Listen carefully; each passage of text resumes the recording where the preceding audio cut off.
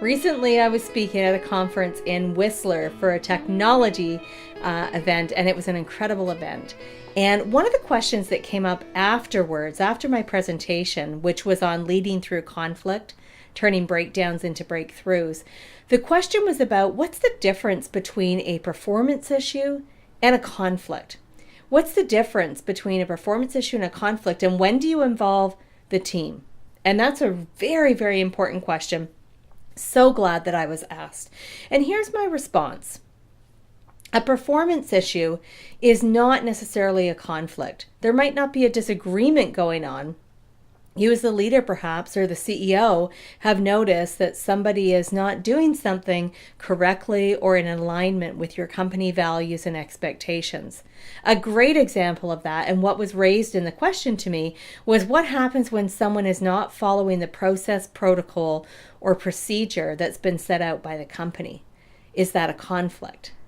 And I said, I see that more as a performance issue. That's an opportunity for you as a leader to provide feedback and maybe even some coaching, mentoring, or training to help that person be able to put that policy into action. So I would say that that's probably a better example of a performance issue, a performance feedback conversation. A conflict is where people are in disagreement, where there's opposition around values, beliefs, perspectives.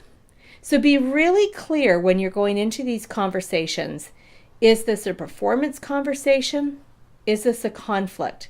And the second piece to be careful about is who's engaged in the conversation. There's a tendency in workplaces when there's a performance issue with one person that somehow it becomes a team issue. And sometimes the reason that occurs is because the leader is uncomfortable providing the feedback, having that performance conversation. And so instead they bring it up as a training issue for everyone. But if only one person is struggling, it really isn't a team issue. The team does not need to be reminded or trained or coached. That one person does. And if it's a pattern, this was the other piece that I explained to the individual, that if it's a pattern, if you have noticed this over and over again with other policies, with other changes, that there's resistance and not following things that have been prescribed by the company, then that's a whole other level of performance conversation. Because now you want to draw on the fact that there's multiple examples of the same thing. It could simply be that the employee is lacking training or a certain skill set, but there could be more going on than that. So that's why these conversations become very important.